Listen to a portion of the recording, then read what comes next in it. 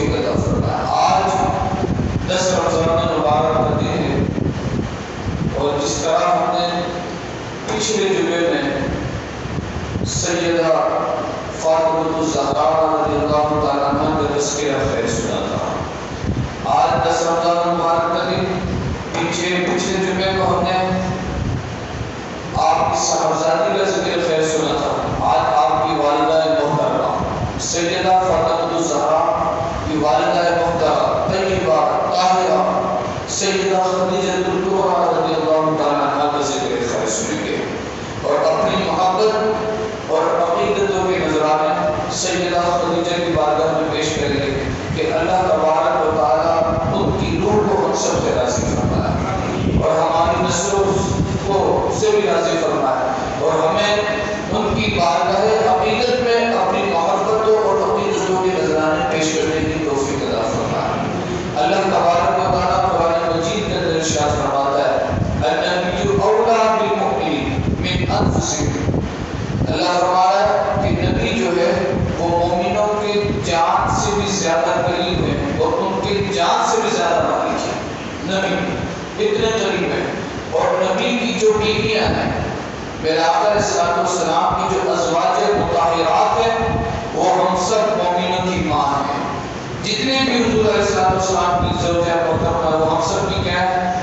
ماں ہے۔ اور آج انہی ماں میں سے ایک عظیم ماں، مومنوں کی ماں، جن کے متعلق علماء فرماتے ہیں کہ پوری قوم پوری امت اپنا غم بانٹنے حضور کے پاس آتی ہے، لیکن حضور اپنا غم بانٹنے خدیجہ کے پاس جاتے ہیں۔ کوئی پریشانی ہوتی تو خدیجہ کے پاس جاتے ہیں، اور بارہا فرمایا کرتے تھے اما عائشہ صدیقہ کو جب کبھی خدیجہ کا ذکر ہوتا تو میرے آقا علیہ الصلوۃ والسلام فرماتے ہیں اے عائشہ خدیجہ نے میرا اس وقت ساتھ دیا جب کوئی ساتھ دینے والا نہ تھا، تم تو میرے سکون کے ساتھی ہو، دوسری بیویاں مجھے سکھ میں ملی لیکن خدیجہ مجھے اس وقت ملی جب میں غم میں مبتلا تھا، جب میں پریشانی میں مبتلا تھا، کوئی مجھے سہارا دینے والا نہیں تھا، خدیجہ نے جو ہر وقت مجھے سہارا دیتی تھی۔ یہ کچھ لوگ بات کرتے ہوئے نظر آتے ہیں معاذ اللہ سبحان معاذ اللہ، جس کی جیسی سوچ جیسا گھٹیا مواد جس کے اندر ہو ویسی باتیں وہ کرتا ہے۔ کچھ لوگوں نے کہہ دیا کہ معاذ اللہ شاید مال کے لیے حضور نے شادی کی ہے، آقا علیہ الصلوۃ والسلام نے خود سے تو شادی نہیں کی بلکہ خدیجہ کے مطابق پر کی گئی شادی۔ حضرت خدیجہ نے چاہا کہ ایسے ایماندار شخص جس کا اخلاق اتنا عظیم کہ اپنے تو اپنے غیر بھی جس کے اخلاق کا کلمہ پڑھتے ہیں، جس کے حسن کا عالم یہ، جس کی خوبصورتی کا عالم یہ، جس کی خوبصیرت کا عالم یہ کہ سارے کافر بھی یہ چاہتے ہو اگر ہمارے معاملے میں کوئی فیصلہ کرے تو وہ ایک ہی ذات ہے اور وہ ہے میرے آقا رسول اللہ صلی اللہ علیہ وسلم کے ساتھ۔ یہ بات یاد رکھیے گا کہ سیدہ خدیجہ رضی اللہ تعالیٰ عنہ آقا علیہ الصلوۃ والسلام سے 15 سال پہلے پیدا ہوئی، حضور عام الفیل والے سال میں پیدا ہوئے، اور سیدہ خدیجہ عام الفیل کے 15 سال پہلے پیدا ہوئی ہے۔ حضرت سیدہ خدیجہ رضی اللہ تعالیٰ عنہ کے والد کا نام خویلد ہے، آپ کے والد کا کیا نام تھا؟ خویلد ہے، اور آپ کے والدہ محترمہ کا نام سیدہ فاطمہ، آپ کے والدہ کا نام کیا؟ فاطمہ۔ اور سیدہ خدیجہ رضی اللہ تعالیٰ عنہ کے القابات بے شمار ہیں، جس میں سے خاص ام القاسم، الکبریٰ، ام الہند، طاہرہ۔ آپ ایسی طاہرہ تھی کہ جب عرب کے اندر دور جہالت تھا، لوگ جو ہے کپڑا اتار کر گھومنے کو فخر محسوس کرتے تھے، سیدہ خدیجہ اس زمانے میں بھی پاکدار، پاک اخلاق اور پاکدار تھی اور پردہ دار تھی، آپ کو کسی نے دیکھا نہیں تھا، اتنی طیبہ طاہرہ تھی کفر کے زمانے میں ہونے کے باوجود۔ اور پھر آپ کی عمر مبارک جو آپ نے زندگی پوری گزاری وہ 56 سال 65 ایئرس آپ نے گزاری، اور آج آپ کا مزار انور مکے میں جنت المعلا کے اندر موجود ہے۔ کہاں موجود ہے؟ جنت المعلا کے اندر۔ اللہ کریم ہم سب کو آپ کی مزار انور پر باقدر بار بار حاضر ہونا نصیب فرمائے۔ یہ بات یاد رکھیے گا کہ آقا علیہ الصلوۃ والسلام کی جتنی اولاد ہیں اللہ نے جو اولاد آپ کو عطا کیا سوائے حضرت ابراہیم علیہ السلام کے کہ جو کہ انتقال کر گئے، آپ علیہ السلام کے صاحبزادے، سوائے حضرت ابراہیم علیہ السلام کے اللہ نے جتنی اولاد عطا کی اس سیدہ خدیجہ کے بدن مبارک سے عطا کی۔ ان کی والدہ کون ہے؟ سیدہ خدیجہ۔ فاطمہ الزہرا کی والدہ کون ہے؟ بولے مل کے بولے ذکر الانبیاء عبادت، ذکر الاولیاء کفارت۔ اولیاء کا ذکر کرنا گناہوں کا کفارہ ہے، اور پھر امہات المؤمنین کا ذکر کرنا اور اپنے زبان سے ان کا نام لینا، خدا کی قسم آقا علیہ السلام کی ملاحظہ فرما رہے گے اور حضور کی روح اب تک خوش ہوئی ہوگی کہ کچھ دیوانے جامع مسجد نورانی میں بیٹھ کر میری سب سے پیاری بیوی، میری پہلی بیوی کا ذکر خیر کر رہے ہیں۔ ہاں بالکل۔ تو آج سماعت فرمانے کی سیدہ فاطمہ الزہرا کی بھی والدہ کون ہے؟ سیدہ خدیجہ۔ امام حسن و حسین کی نانی کون ہے؟ سیدہ خدیجہ۔ سماری بات، آقا علیہ السلام آپ سے بے انتہا محبت فرماتے تھے۔ جس وقت آپ کی شادی ہوئی سیدہ خدیجہ سے، آپ دو شوہر سے آپ کے معاملات ختم ہو چکے تھے سیدہ خدیجہ کے۔ اس کے بعد آپ آقا علیہ السلام کی نکاح میں آئی اور حضور علیہ السلام نے صرف دین کی بنیاد پہ آپ سے نکاح کیا، صرف دین کے پروان کی، اللہ کے حکم کی بنیاد پر، اور خود سے پہلے کی آپ اندازہ کریں جس وقت آپ کا آقا علیہ السلام سے نکاح ہوا اس وقت سیدہ خدیجہ کی عمر مبارک 40 سال تھی اور میرے آقا علیہ السلام کی عمر مبارک 25 سال۔ آج کا نوجوان وہ تو چاہتا ہے کہ میری عمر 25 ہے نا تو میری ہونے والی بیوی کے عمر 18 سال کو ہوتی پڑی ہو، لیکن میرے آقا علیہ السلام آج سن لیں، میری مائیں بھی سن لیں، بہنیں بھی سن لیں، حضور علیہ السلام نے اگر ازواج کی تعداد حضور کی زیادہ تھی تو اپنے نفس کی وجہ سے نہیں تھی، اپنے معاملات کی وجہ سے نہیں تھی، بلکہ آقا علیہ السلام کی ازواج مطہرات کی تعداد زیادہ تھی تو رب کے حکم کی وجہ سے اور اس وجہ سے کہ تاکہ دین کے کام میں اضافہ ہو، دین کی تبلیغ میں اضافہ ہو۔ آپ دیکھیں آقا علیہ السلام، مجھے ایک واقعہ یاد آتا ہے سیدہ خدیجہ کا کہ سیدہ خدیجہ کا نکاح کیوں آپ نے پہل کیا حضور سے نکاح کرنے کے لیے؟ کیوں آپ نے آقا علیہ السلام کی بارگاہ میں یہ پیغام پہنچوایا کہ میں چاہتی ہوں کہ میرا نکاح آقا علیہ السلام سے کیا جائے؟ بات یہ ہے کہ اعلان نبوت سے پہلے، آقا علیہ السلام کے اعلان نبوت سے پہلے تجارتی قافلے شام کو جایا کرتے تھے، تجارتی قافلے اپنے مال لے کر شام کی طرف جایا کرتے تھے کہ شام میں جا کے اپنے مال کو بیچے۔ ایک موقع ایسا آیا کہ حضور علیہ السلام کے چچا حضرت ابو طالب،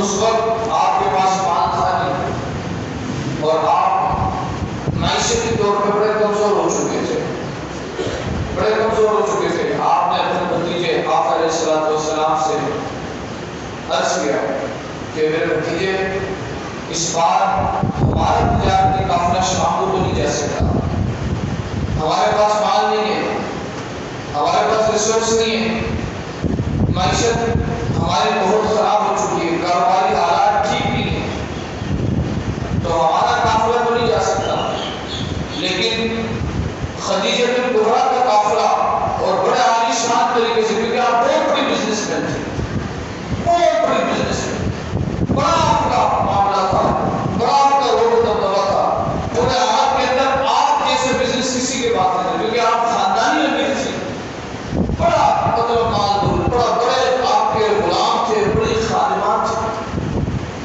بہت بڑا آپ کا معاملہ تھا۔ تو حضرت ابو طالب نے اپنے بھتیجے کو کہا آقا علیہ السلام سے کہ جاؤ تم ایسا کرو، خدیجہ حضرت سیدہ خدیجہ کو ایسے لوگ درکار ہیں جو ان کا تجارتی قافلہ لے کے اور اس کی ایڈنگ کریں، اس کو دیکھیں، تو آپ ایسا کریں کہ کسی کے ذریعے سیدہ خدیجہ سے بات کریں اور آپ کو تجربہ بھی آپ میرے بھی لے کے جا چکے ہیں، تو مجھے یقین ہے کہ سیدہ خدیجہ آپ کو ضرور موقع بھی دیں گی اور تجارتی قافلہ لے جانے کا موقع بھی نہیں فرمائیں گے۔ میرے آقا علیہ السلام نے فرمایا میرے چچا جان آپ کی بات اپنی جگہ پر ہے، ٹھیک ہے ہمارے حالات ایسے نہیں، آپ کے حالات ایسے نہیں، ہم اس سال تجارت کے قافلے، کیونکہ پہلے ڈیپینڈ ایسی ہوتا تھا، لوگ سال مال جمع کرتے تھے اور پھر اس کے بعد جا کے دوسرے شہروں میں بیچتے تھے. اب تو بزنس بہت آسان ہو گیا، اب تو موبائل میں آپ بزنس کر رہے ہو. پہلے ایسے نہیں تھا، شہروں سے باہر جا کے اپنے مال بیچنا پڑتے تھے اور پھر غذائی اجناس لایا جاتا تھا. میرا آقا علیہ السلام نے فرمایا چچا میں ایسا نہیں کر سکتا، میں ساری بن کر طالب بن کر میں کبھی بھی نہیں جاؤں گا، سوال کرنے کے لیے سے میں کبھی بھی نہیں جاؤں گا. اگر اللہ نے بہتر چاہا اور ہمارے حق میں بہتر ہوگا تو انشاءاللہ ہوگا ہمارے حق میں بہتر. سیدہ خدیجہ میرے پاس خود اپنا قاصد بھیج دی، خود قاصد بھیج دی، خود اس معاملے میں مجھ سے گفتگو کریں گے. یہ باتیں پہنچانے والوں نے سیدہ خدیجہ کے کانوں تک پہنچا دیا. آپ کو تلاش ویسے بندے کی تھی جس کی امانت کی بھی کوئی مثال نہ ہو، جس کی دیانت داری کی بھی کوئی مثال نہ ہو، جس کی سچائی کا عالم یہ ہو کہ دوسرے بھی کہتے تھے کہ سچ سیکھنا ہے تو محمد رسول اللہ سے سیکھو. سارے یہ کہتے ہو کہ ہم نے حضور جیسا سچا نہیں دیکھا. بس اگر ہم حضور کے رب کو نہیں مانتے تو اپنی انا کی وجہ سے نہیں مانتے، ورنہ خدا کی قسم جو بندوں کے معاملے میں اتنا سچا ہو تو رب کے معاملے میں کتنا سچا ہوگا، وہ رب کے معاملے میں کتنا سچا ہوگا. حضور کو نہیں مانا تو لوگوں نے اپنی انانیت کی بنیاد پر نہیں مانا، اپنے مقاصد کی بنیاد پر نہیں مانا. جیسے کہ آج لوگ اس وجہ سے بھی آقا علیہ السلام سے دشمنی اور آقا علیہ السلام کے دین کو چھوڑنے کے چکر میں کہ ہمارا کاروبار ان لوگوں کے ساتھ ہے تو ہم مٹ جائیں گے، برباد ہو جائیں گے. میں کہتا ہوں جو بندہ تقریر ایاک نعبد و ایاک نستعین سے شروع کرتا ہوں کہ ہم عبادت بھی تیری کرتے ہیں، مدد بھی تجھ سے مانگتے ہیں، پھر کہے کہ فرانس کے سفیر کو نکال دیں تو ہمارا معیشت برباد ہو جائے گا، تو میرے بھائی تو یہ آیت کیوں پڑھتا ہے ایاک نعبد و ایاک نستعین؟ تو اس کا مطلب یہ ہے کہ تو ڈرامے بازی کر رہا ہے، تیرا عقیدہ ٹھیک نہیں ہے، تیرا نظریہ ٹھیک نہیں ہے، تو آیت یہ پڑھتا اور ڈرتا فرانس کے سفیر سے. تو بات یہ کہ اپنے نظریے کو درست کرنے کی ضرورت ہے. اب ہوا کیا، جب سیدہ خدیجہ نے قاصد بھیجا تھا کہا ایسا کرو محمد رسول اللہ صلی اللہ علیہ وسلم کو میرے پاس لایا جائے. حضور آپ کے پاس آیا، گفتگو شروع ہوئی. سیدہ خدیجہ عرض کرنے لگی کہ لاکھوں سے بات آپ چھوٹے تھے، عرض کرنے لگے کہ کوئی بات معاملہ یہ ہے کہ بندے تو بہت چلے جانے والے، لیکن آپ جیسا امین میں نہیں دیکھا، آپ جیسا اچھا اخلاق والا پورے مکے میں کوئی ایسا نہیں کہ جو آپ سے زیادہ کسی کا اخلاق اچھا ہے. تو میری دل خواہش یہ ہے کہ آپ میرا تجارتی قافلہ لے کے جائیں اور میرے ساتھ آپ کا غلام جس کا نام مویسرہ، کیا نام تھا؟ حضرت مویسرہ، وہ بھی آپ کے ساتھ جائیں گے اور میں آپ کو دگنا منافع دوں گی. جتنا آپ منافع جنریٹ کرتے ہوئے آئے اس سے زیادہ منافع میں آپ کو دوں گی. تو آپ مہربانی فرمائے اور میرے تجارتی قافلہ لے جائیں. آپ نے کہا میں اپنے چچا سے مشاورت کر کے بتاؤں گا، ضرورت بھی ہو لیکن پھر بھی اپنے بڑوں کو نہ چھوڑیں. ہاں پھر بھی اپنے بڑوں سے مشورے. آج کے بچے بڑے ہو جاتے ہیں، تھوڑا سا دماغ چلنے لگتا ہے، ابا سے کیا مشورہ کرنا ہے، بڑے بھائی سے کیا مشورہ کرنا ہے، بولے بتاؤ بھی نہیں، چھوٹے سے کام لگے نہیں کراؤ، ایسا نہ نظر لگ جائے معاملہ خراب ہو جائے. اللہ معاف کرے. خود غلطی کے یہ عالم ہے. حضرت ابو طالب سے جب یہ معاملہ ڈسکس کیا گیا تو آپ کے چچا نے فرمایا کہ محمد یہ تو تمہارے لیے خوش نصیبی کی بات ہے کہ اللہ تبارک و تعالیٰ نے تمہارا رزق تمہارے پاس چل کے بھیج دیا ہے. ہاں چل کے تمہارے پاس رزق آیا ہے. آپ جائیں تجارتی قافلہ لے کر. اب آپ تجارتی قافلہ لے کے جاتے ہیں، قربان جائیں. کیسے آپ کا نکاح ہوا، کیسے آپ نے پسند کرنا ہے. سیدہ خدیجہ کے دل میں تو پہلی محبت تھی حضور کی، تذکرے بڑے سنے تھے، لیکن ایسے کیسے کہ اپنا سب کچھ قربان کر دیا حضور کے نام پر. سب کچھ. یار سیدہ خدیجہ وہ خاتون کہ جو جن کے پاس مال کی کوئی کمی نہیں، لیکن اینڈ میں آپ کا عالم یہ تھا کہ حضور سے شادی کے بعد اور 3 رات میں اتنا مال صدقہ کیا کہ ایک جب آپ کے پاس چراغ جلانے کے لیے بھی تیل نہیں تھا. چراغ جلانے کے لیے بھی تیل نہیں تھا. جو پوری دنیا کو چراغ ہو کے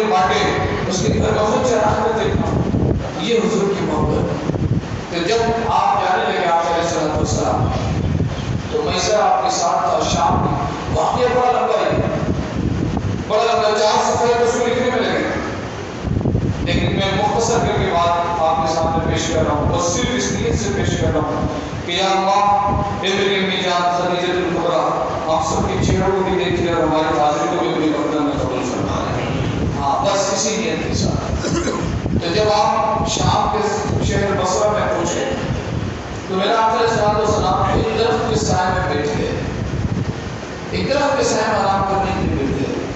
جب آرام کرنے کے لیے بیٹھے تو ایک راہب آیا، راہب عیسائیوں کا عالم وہ آیا، اور میسرہ تو وہ جانتا تھا کہ یہ آتے رہتے کاروباری سلسلے کے اندر، تو میسرہ کو پوچھا کہ یہ کون شخص آیا، یہ نیا کوئی شخص ہے، یہ کون ہے؟ تو حضرت میسرہ کیونکہ پہلے مومن نہیں تھے، حضور کے غلام نہیں تھے، لیکن راستے میں حضور کے غلام نہیں تھے، راستہ ابھی اعلان نبوت ہوا نہیں، حضور کی غلامی میں آ گئے، ابھی نماز روزہ کوئی فرض نہیں تھا، لازم سی بات ہے اعلان نبوت سے پہلے تو کچھ نہیں تھا، لیکن حضور کو دیکھ کر بات یہ نہ کہ جس نے حضور کو دیکھا وہ حضور کی غلامی کر گیا، جس نے دل کی آنکھوں سے، انہوں نے تو ابو جہل میں بھی دیکھا، آنکھوں سے نہیں، عقل کے پیمانے سے نہیں، بلکہ عشق اور دل سے جس نے دیکھا، دل نے جب حضور کو دیکھا تو کلمہ پڑھ کے مسلمان ہو گیا، حضور کی غلامی میں گیا۔ تو میسرہ سے پوچھا کہ بھئی یہ کون ہے؟ کہا کہ یہ قریش اور عرب میں سے، قریش کے قبیلے میں سے ایک بڑے معزز شخص ہے جن کا نام محمد ہے۔ میسرہ نے فوراً جب یہ بات سنی اس راہب نے تو فوراً حضور کی قریب کیا، حضور کو دیکھتا رہا، اوپر نیچے سائے دائیں بائیں سے، بڑا راہب کا عالم تھا، بڑا برا تھا، چاروں طرف سے دیکھ رہا ہے۔ پھر حضور کے جو ہے آقا علیہ السلام کے ہونٹ مبارک میں جو سرخی تھی نہایت ہے، سید اعلیٰ حضرت نے جو آپ کے ہونٹ مبارک کا تذکرہ کیا، جو گلابی پن، جو خوبصورتی، وہ راہب حضور کے ہونٹوں کو دیکھ رہا ہے، دیکھ کر پھر میسرہ کے پاس آیا، کہا کہ جو حضور کی ہونٹ مبارک میں جو خوبصورتی ہے تو ہمیشہ سے ہی آتی ہے؟ کہا خدا کی قسم ہم جب سے دیکھ رہے ہیں اسی لیے، کہا ہم جب سے دیکھ رہے ہیں نا یہ تو ایسی ہے، اور اس میں اضافی عورت کبھی کوئی نہیں آ رہی، بندہ جتنی بڑھاپے میں جاتا ہے ہونٹ کالے ہونے شروع ہو جاتے ہیں، صحیح ہماری بات ہے، لیکن حضور کا چہرہ تو اور حضور کی خوبصورتی تو دن بدن اضافہ ہوتا رہتا ہے، کیوں؟ کیونکہ میرے رب نے فرمایا ورفعنا لک ذکرک، ہم ہر آن آپ کی ذکر کو بلند کر دیتے ہیں، یہ بلندی نہیں تو اپنی طرف سے۔ تو وہ راہب کہنے لگا ہے میسرہ میں تمہیں ایک بات بتاؤں، کیا؟ کہا خدا کی قسم جو میں نے توریت میں، زبور میں، انجیل میں پڑھا ہے اور جو آخری نبی کی نشانی پڑھی ہے وہ پوری نشانی ان کے اندر پائی جاتی ہے، وہ پوری نشانی ان کے اندر پائی جاتی ہے، اور ہمارے نبی حضرت عیسیٰ علیہ السلام نے فرمایا تھا یہ وہ درخت ہے جہاں صرف نبی آرام کرنے کے لیے آتے ہیں، اور میرے بعد آخری نبی جن کا نام محمد رسول اللہ صلی اللہ علیہ وسلم ہوگا، جو تاجدار ختم نبوت ہوں گے، جو آخری نبی ہوں گے، وہی اس درخت کے نیچے آرام کریں گے، اور ان کے ہونٹ میں بھی یہ حالت ہوگا، جو نشانیاں بتائی وہ راہب میسرہ کو کہنے لگا کہ خدا کی قسم ساری نشانیاں میں ان میں دیکھتا ہوں، ساری نشانیاں میں دیکھتا ہوں۔ اب حضور جانے لگے اور راہب حضور کی قدموں میں گر گیا، راہب کا ایمان نور سے منور ہو گیا، ہاں اس کی قسمت جاگ گئی، اس کے دل کا آنکھ جاگ گیا، حضور کے قدموں میں گر گیا، کہنے لگا یا رسول اللہ صلی اللہ علیہ وسلم، چھوٹے تھے حضور، کہا میرے بچے میں بڑا آپ سے بیان کرنے لگا ہوں، اور میرے نبی نے جو نشانی بتائی ہے وہ نشانی آپ کی ہیں، اور مجھے لگتا ہے کہ آپ امت مسلمہ کے لیڈر ہیں، امت مسلمہ کے نبی ہیں، آپ ہی وہ جو امت محمد ہے کہ آخری نبی آخر علیہ السلام ہے، تو اور جو تذکرہ ہم نے پڑھا آپ کے متعلق جو باتیں میں سنی تو رہے زبان میں، اور وہ وہی ہے، اور حضرت عیسیٰ نے جس کی بشارتیں دی ہے، اور فرمایا اپنی قوم کو مخاطب کر کے حضرت عیسیٰ علیہ السلام نے، اے میری امت اگر مجھے، میں نبی ہوں لیکن مجھے نبوت کا کوئی شوق نہیں، اگر آقا علیہ السلام کی جوتے کا تسمہ، فیتا، دھاگا، آپ جس کو سمجھے فیتا باندھنے کا بھی اگر مجھے شوق ملے تو میں نبوت کو چھوڑ دوں گا، حضور علیہ السلام کی یہ غلامی کرنے کے لیے تیار، یہ میں نے سنا، تو راہب کہنے لگا ایک بات میرے دل میں ابھی بھی ہے، ایک چیز ہے۔ کہا بولے کیا؟ کہا بیٹا، آقا علیہ السلام سے مخاطب ہو کے ادب بولے تھے، بیٹا ساری علامتیں میں نے دیکھ لی، لیکن ایک علامت ابھی بھی باقی ہے جو حضرت عیسیٰ علیہ السلام نے ہمیں بتایا تھا، توریت و زبور انجیل کے اندر موجود ہے، ہماری کتابوں میں موجود ہے۔ کہا کیا؟ کہا یہ کہ میں چاہتا ہوں کہ آپ اپنے کندھے مبارک سے قمیص کو اٹھائیں، اپنے دوش مہر کو مجھے دکھائیں، اپنے کندھا مبارک کو مجھے دکھائیں، کہا ذرا قمیص کے اوپر کریں، میں دیکھنا چاہتا ہوں کہ حضرت عیسیٰ نے فرمایا تھا جو آخری نبیوں کا ان کے دونوں شولڈر کے درمیان مہر نبوت لگا ہوا ہوگا۔ یار ذرا بلند آواز سے بولے نا، اتنی بڑی بات ہے، پوری رات محنت کر رہی مطلب تیار ہو گئی، صرف اسی لیے کہ حضرت سیدہ خدیجہ کی بارگاہ میں اپنے محبوبوں کی نظرانے پیش ہے، تو پھر چہرہ بھی ویسے ہنسنے میں ہوگا کہ حضور بھی دیکھے تو مسکرایا، واہ میرے نوجوان، واہ میرے غلام، کہ میری سرجہ محبوبہ کائنات کا ذکر ایسے خوش دلی کے ساتھ سننے کے لیے ساتھ بیٹھے۔ تو جب وہ راہب نے یہ کہا تو میرے آقا علیہ السلام نے اپنے قمیص مبارک سے اوپر کیا، اس راہب نے جب آپ کی پیٹھ مبارک مہر نبوت کے نشان دیکھا تو چلا اٹھا اور فوراً بوسہ دیا، کہا آپ میں گواہی دیتا ہوں ربی کہ میں آپ کے ہاتھ پر ایمان لے کر آیا ہوں۔ یہ سارے معاملات دیکھ کے پریشان حضرت کہا کہ کون بندہ آ گیا ہمارے ساتھ، اس نے سارے واقعات اپنے دماغ میں ہیچ کر لیے۔ اب حضور آگے گئے، تجارتی قافلہ کا سامان بک چکا تھا اور اللہ تبارک و تعالیٰ نے عمان سے زیادہ نفع عطا فرمایا، عمان سے زیادہ نفع عطا فرمایا۔ اب جب حضور آگے جا رہے تو دوپہر کا وقت ہو چکا ہے، کیسی طرح دھوپ ہے، دوپہر کا وقت ہو چکا ہے، سارے دھوپ میں جل رہے ہیں۔ میسرہ دیکھتا ہے کہ دو فرشتے آقا علیہ السلام کے سر کے اوپر سایہ بدل افغان کر کے بیٹھے ہیں۔ ہاں، دو فرشتے ہیں نا چھتری لے کے چل رہے حضور کے ساتھ، پوری دنیا پہ گرمی ہے لیکن حضور پہ سایہ ہی سایہ ہے، بادل بھی سایہ افغان ہوا ہے، بادل آپ کے ساتھ ساتھ چلتا، بادل جہاں حضور جاتے میں ذرا پریشان ہوا، تھوڑا سا دور ہو گیا حضور سے، ذرا دیکھتا ہوں کہ یار یہ کیوں بادل کیا ہمارے ساتھ ہی چل رہے ہیں یا صرف حضور کے ساتھ چل رہے ہیں؟ وہ تھوڑا دور ہوا، حضور علیہ السلام آگے چلنے لگے تو میں سارا کہتا خدا کی قسم جہاں حضور جاتے بادل اپنا سایہ کرتا، جہاں جاتے حضور بادل اپنا سایہ کرتا۔ یہ بڑا تعجب میں آ گیا، بڑا تعجب میں آیا کہ یار یہ کیا معاملہ ہے۔ آقا علیہ السلام نے واپسی کی خریداری کرنے کے بعد یہ بات یاد رکھ کے میں ہمیشہ سے کہتا ہوں تجارت بری چیز نہیں، تجارت ہونی چاہیے۔ ہمارے نوجوانوں کو بالخصوص ہمارے علماء کو تو تجارت کرنا چاہیے، تاکہ فائنینشلی طور پر مصروف ہو، بالکل یہ بہت ضروری چیز ہے اور ہمارے انبیاء کی سنت بھی ہے، ہمارے بڑے علماء نے کیا بھی۔ تو اب آقا علیہ السلام کی تجارت میں ایک بہت عبور حاصل ہے، اللہ نے اپنا بڑا کرم کیا، جب سارا مال باغ سے آپ نے دیے تو ایک اور راہب سے آپ کی ملاقات ہوئی، اور جب اس سے آپ مال کی خریداری کر رہے تھے تو کچھ معاملے میں اختلاف ہو گیا، کچھ معاملے میں اختلاف ہو گیا، تو وہ راہب کہنے لگا اے شخص تم ذرا لات و عزا کی قسم کھاؤ تو پھر میں سمجھوں گا کہ آپ تم سچے ہو، تم لات و عزا کی قسم کھاؤ۔ لات و عزا کون؟ یہ بتوں کے، یہ ہندوؤں کے اور غیر مسلموں کے بت تھے، کافروں کے بت تھے۔ میرے آقا علیہ السلام نے فرمایا تو قسم کھانے کی بات کرتا ہے، اگر وہ مجھے کہیں نظر بھی آ جاتی ہے تو میں ان کی طرف ہاتھ اٹھا کے بھی نہیں دیتا۔ تو بتوں کی قسم کھانے کی بات کرتا ہے، میں تو ان کو دیکھتا بھی نہیں ہوں، قسم کیسے کھاؤں گا؟ ہر کس میں قسم نہیں کھاؤں گا، میں تمہارے بتوں کو مانتا نہیں ہوں، میں تو ایک ہی رب کو مانتا ہوں جو میرا اور ہم سب کا رب ہے، جو واحد رب حقیقی ہے، وہ اللہ تبارک و تعالیٰ کی ذات ہے، وہ مالک یوم الدین ہے، وہی پوری دنیا کا مالک ہے، آخرت کا بھی مالک، وہ حشر کا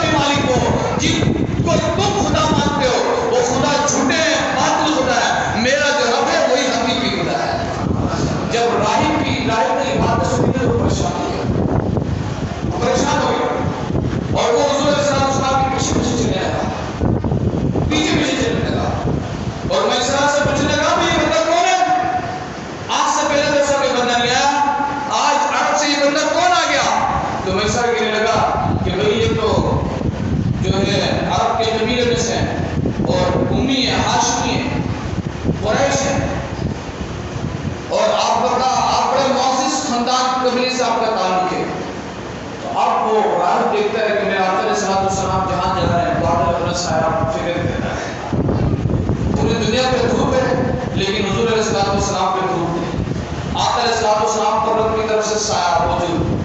اب وہ رائے اسلامی باتیں دیکھ کے پریشان ہوا. میسر کو کہنے لگا میسر سن لو, ہماری کتابوں کے اندر جو روایتیں آخر نبی کے متعلق موجود ہے نا, خدا کی قسم میرے یقین کامل کے مطابق وہ یہی آخری نبی ہے, یہی آخری نبی ہے, کوئی عام نبی نہیں کر رہا ہے اس کو. اور ہم تو اپنی قسمت پہ ناز کرنا چاہیے کہ آخری نبی ان کی قبیلے کے اندر آ چکے ہیں, اب چاہیے کہ ان کی خدمت کریں. خدا کی قسم یہی آخری نبی ہے. اب یہ واپسی قافلہ جاتا ہے. حضرت میسرہ جو ہے یہ ساری باتیں سن کے آپ کے دل, اب آپ اپنا دل حضور کو دیکھ رہے تھے. جب نکلے تھے تو کافی ہو کے نکلے تھے, لیکن جب واپسی حضور کے ساتھ جا رہے ہیں مکے کی طرف, سارا تجارت کی قافلہ ختم ہو چکا, پروفٹ مال و تجارت بہترین کما چکے, اب سونا چاندی لے کے واپسی جا رہے ہیں. حضرت میسرہ ہاتھ باندھ کے حضور کے پیچھے پیچھے چل رہے ہیں. ہاں پہلے سیکرٹری بن کر آئے تھے, مشاور بن مشورہ دینے کی غرض سے, اب غلام بن کے حضور کے پیچھے پیچھے جا رہے ہیں. اور کہہ رہے ہیں, اور حضور علیہ السلام کا پورے راستے اتنا خیال کیا جس کی کوئی حد نہیں, اتنا خیال. ہر حضور علیہ السلام اگر کچھ چاہتے تو میسرہ پہلے کھڑے ہو جاتے, حضور کے حکم کے مطابق عمل کرنے سے پہلے کھڑے ہو جاتے کہ حضور کے زبان سے کوئی بات نکلے اور پہلے ان کو پورا کرنے دیتے ہیں. اب جب مکہ قریب تھا تو میسرہ حضور کی بارگاہ میں کہا, حضرت اگر آپ امان دیں اور کرم فرمائیں, کیونکہ آپ نے جب یہ تعریفیں سنی تو کہا یہ تو بہت بڑا بادشاہ ہے بھائی, اور بادشاہوں سے جیسی بات کرنی چاہیے ویسے. کہا اگر آپ ہماری جان کی امان دیں تو میں ایک بات بس کروں. کہا فرمائیں کیا بات ہے. میرے آقا علیہ السلام کی بارگاہ میں میسرہ سے میری دلی خواہش ہے کہ آپ سب سے پہلے سیدہ خدیجہ کے پاس جائیں, اور اتنا منافع ہم نے کمایا اس کی خوشخبری دیں.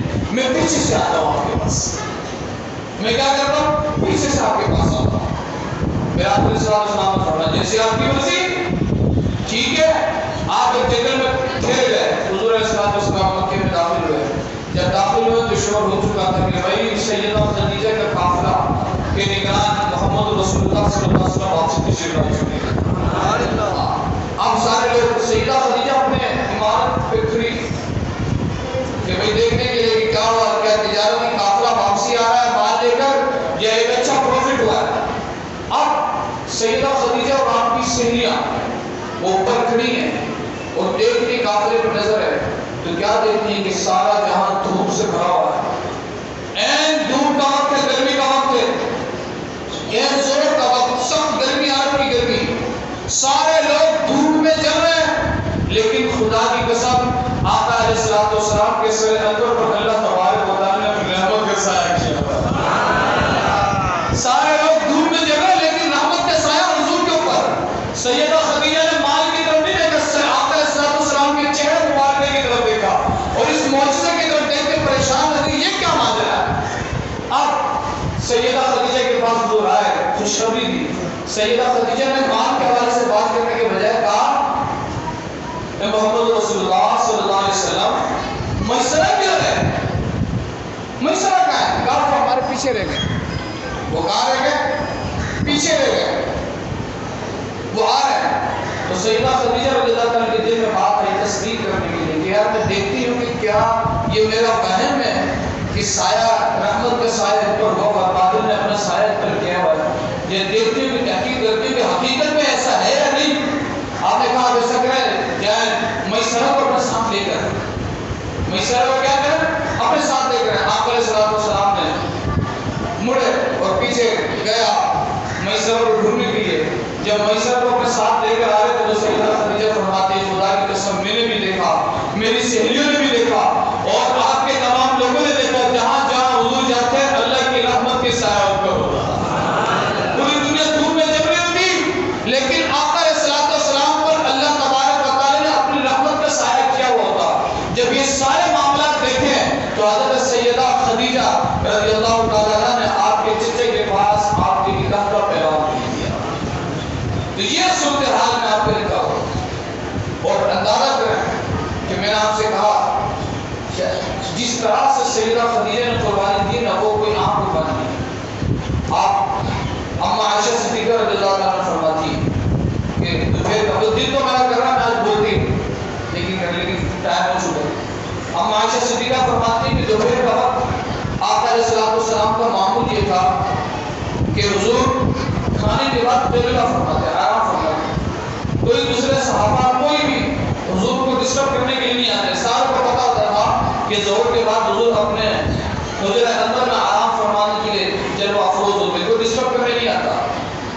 اور عالم تو یہ ہوتا کہ آقا علیہ السلام کی ظاہری حیات میں بھی اور آپ کے جانے کے بعد بھی مدینے کے اور آقا علیہ السلام کے قرب جوار میں جو لوگ رہتے ہیں وہ اپنے گھروں میں ٹین بھی ٹھوکتے تھے کہ حضور کے دین میں خلل واقع تھا۔ اتنا ادب، صحابہ اتنا ادب دیتے تھے۔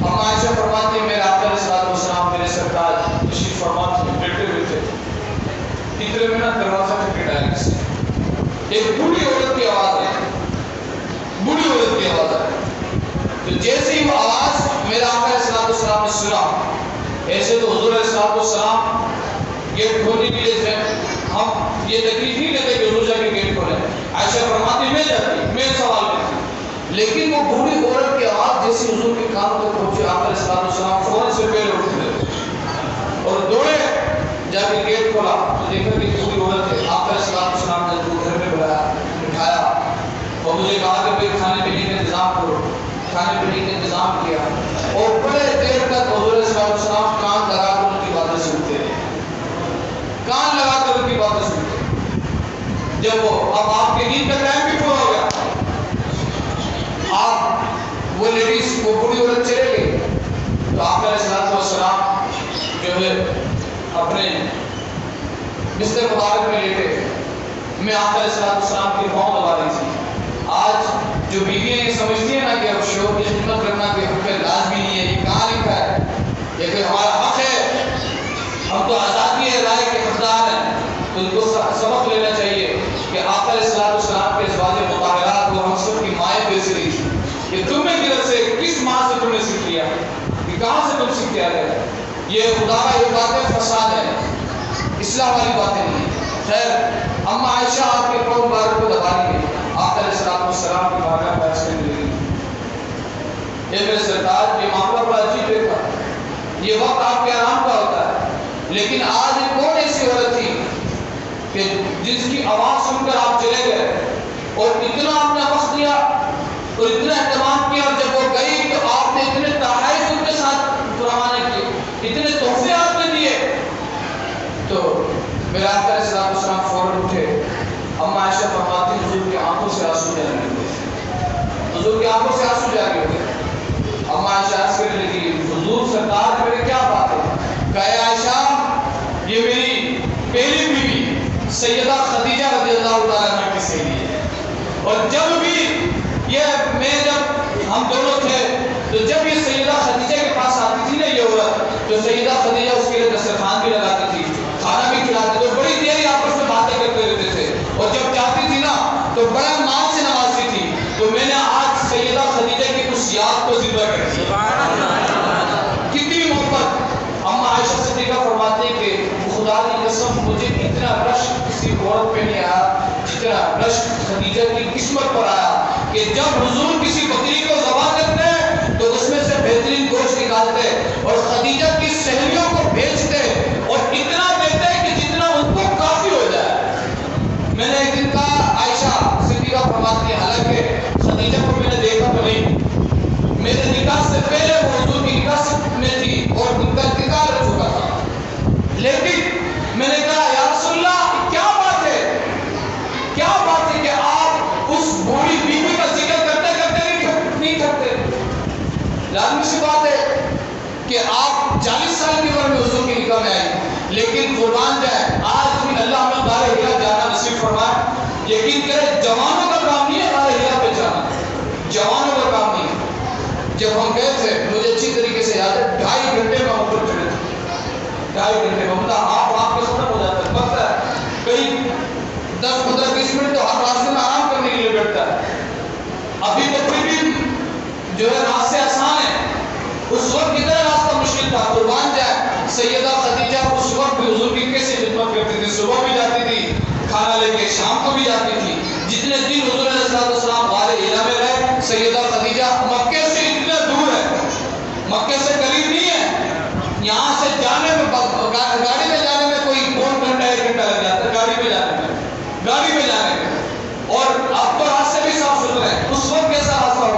سیدہ خدیجہ اپنے گھر سے غار ہلا جایا کرتی حضور کی انداز دیکھے. ایک مرتبہ ہے اللہ کروڑ اربوں رحمت دے میری اماں جان سیدہ خدیجہ کے مزار اندر پہ نازل فرمائے اور اللہ آپ کی سب کے ہمارے قلوب کو زندہ فرمائے, ہماری نسلوں کو آباد فرمائے. اللہ تبارک و تعالی ہمیں دونوں جہان کی برکت عطا فرمائے. ایک بار سیدہ خدیجہ جو ہے نا آقا علیہ السلام دسترخوان میں بیٹھے ہوئے, ساری اولاد اللہ نے سیدہ خدیجہ سے دی, ساری اولاد. اور حضور نے بارہا تذکرہ کیا اے عائشہ اللہ نے جو مجھے اولاد دی ہے نا وہ سیدہ خدیجہ کی بدن سے دی ہے. ہاں خدیجہ کی بدن سے دی ہے, یہ فضیلت ہے. تو ایک دن جو نا اتنی اولاد ہونے کے باوجود اتنی پرورش, اتنا آج ہمارے لڑکوں کے پاس ٹائم نہیں ہوتا نا, لیکن آپ اندازہ کریں حضور کے لیے دسترخوان لگایا, سالن گرم کر اب حضور بیٹھ گئے. سیدہ خدیجہ دیکھ کے سوچ رہی کہ حضور کو دسترخوان پہ بیٹھ کے کھانے کی برتن ہے, کھانا موجود نہیں. آپ فوراً دوڑی چلی آئی کھانا لے کر نا, سالن گرم سالن لے کر دوڑی چلی آ رہی تھی کہ اتنے میں آپ کا پاؤں پھسل گیا. سیدہ خدیجہ کا پاؤں پھسل گیا. تو لازمی سی بات ہے وہ بڑی باحیا عورتیں ہوتی تھی. ہاں ایسے معاملات اگر شوہر دیکھ لے نا تو وہ حیا کرتی تھی, شرم میں آ جاتی تھی کہ یار میرے شوہر نے یہ معاملہ دیکھا. وہ ایسی نہیں تھی بلکہ بڑی باکردار عورتیں پہلے ہوا کرتی تھی. جب میرا آقا علیہ السلام نے دیکھا کہ میری زوجہ کا پاؤں پھسل گیا ہے, آقا علیہ السلام کی پر نظر پڑی تو سیدہ خدیجہ بالکل سہم گئی اور شرم میں آ گئی, شرم میں مبتلا ہو گئی. اتنے میں اللہ تبارک و تعالیٰ بھی یہ معاملہ دیکھ رہا ہے, رب بھی یہ معاملہ دیکھ رہا ہے. رب نے حضرت جبرائیل کو کہا جبرائیل سیدہ خدیجہ سالن دسترخوان میں لے جا کے رکھے, اس سے پہلے تم میرے حبیب کے پاس چلے جاؤ. اس سے پہلے چلے جاؤ تم میرے حبیب کے پاس. جبرائیل عرض کرنے لگے مولا بات کیا کرنا کیا ہے؟ کہا سالن کا پیالہ دسترخوان میں رکھنے سے پہلے تم آقا علیہ السلام کی بارگاہ میں جا کے کہو کہ میرے حبیب, آقا علیہ السلام کی بارگاہ میں جا کے کہو کہ رب فرما رہا ہے اے میرے حبیب سیدہ خدیجہ کو رب کی طرف سے سلام پیش کرے, خدیجہ کو رب کی طرف سے سلام پیش کرے. اب سیدہ خدیجہ نے سالن رکھا, دل میں تو بات ہے, شرم میں محسوس کر رہی ہے. حضرت میرا آقا علیہ السلام فرمانے لگے خدیجہ پریشان کیوں ہوتی ہے, رب کا سلام تیری طرف آیا ہے. کتنی خوش نصیب ہے کہ رب تجھے سلام پیش کر رہا ہے. اور حضرت جبرائیل عرض کر رہا ہے یا رسول اللہ ساتھ کے ساتھ یہ بھی بتا دے کہ اللہ تبارک و تعالیٰ نے موتیوں والا محل جنت میں خدیجہ کے لیے رکھا ہے. موتیوں والا محل جنت میں خدیجہ کے لیے رکھا ہے. باتیں اور بھی بہت کچھ ہے لیکن آخر بات کر کے بات ختم کرتا ہوں. آقا علیہ السلام نے حضرت خدیجہ نے بڑی قربانی دی, جیسے میں نے آپ کو کہا بہت قربانی دی, اتنی قربانی دی.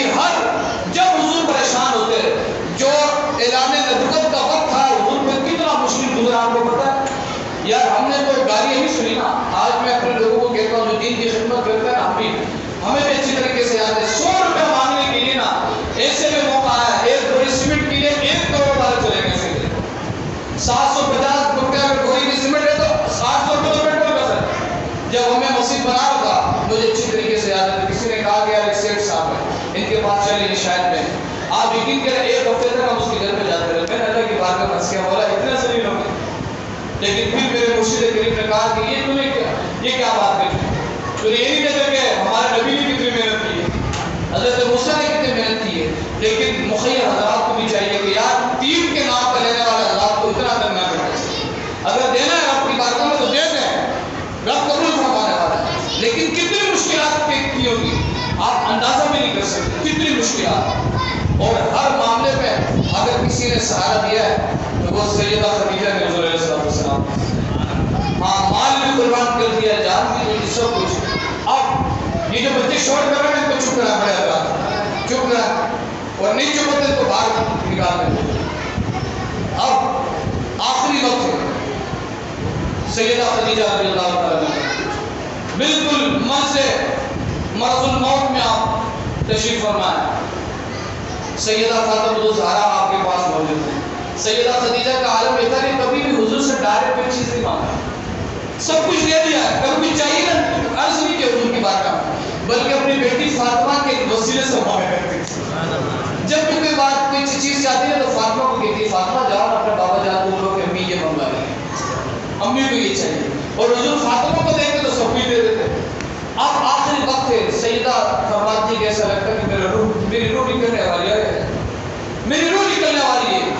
سیدہ کہتی ہے فاطمہ میری بیٹی جان اگر اپنے بابا جان کو بلا کے لے کر آ، اور بابا جان کے جسم اثر پہ جو چادر ہے نا، جو حضور وحی کے نزول کے وقت حضور کا امامت ہے، جب وحی نازل ہوتی نا حضور پہ، تو آقا اسلام ایک مخصوص چادر اپنے پر ڈال دیتے، اور اللہ نے اس چادر کو دیکھ کے کیا کہا، یا ایھا المزمل، ہائے ہائے حضور چادر اپنے پر اڑے، اللہ کو چادر اتنی پسند آئے، اللہ لقب سے پکارے ایک چادر اڑنے والے، رب کا انداز محبت دیکھیں، رب کے انداز سے محبت دیکھیں۔ سیدہ خدیجہ فرمانے بابا اے میری بیٹی جانا ذرا بابا جان سے کہ آپ ایسا لگتا ہے کہ میری روح نکلنے والی ہے، اور جو چادر حضور نے اڑا ہوتا ہے نا وہی کے وقت میں چاہتی ہوں کہ حضور مجھے وہ چادر دے دیں اور میرا کفن وہ بنایا جائے، آئے ہے میرا کفن وہ بنایا جائے۔ فاطمہ دوڑی، میرا آقا علیہ السلام لوگوں کے درمیان دین کی باتیں کر رہے ہیں، فاطمہ کو دیکھا تو حضور فاطمہ کی طرف گئے،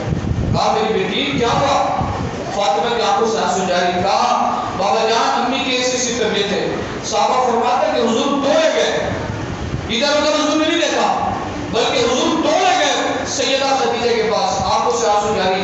آقا علیہ السلام نے سیدہ خدیجہ کے جو ہے پیشانی مبارک میں ہاتھ رکھا، یہ محبت شوہر کرتے ہیں اپنی بیویوں سے، لوگوں کو کمرے میں نہیں رکھتے، یہ حضور کا نظریہ تھا، یہ حضور کا کرم تھا، یہ حضور کی تعلیمات تھی۔ میرے آقا سیدہ خدیجہ کے پیشانی مبارک میں آپ نے ہاتھ رکھا، سلایا، پیار کیا، محبتیں بانٹی، کہا سیدہ کیوں پریشان ہوتی ہے، تیرے کو کچھ نہیں ہوگا، اللہ تجھ پر کرم کرے گا۔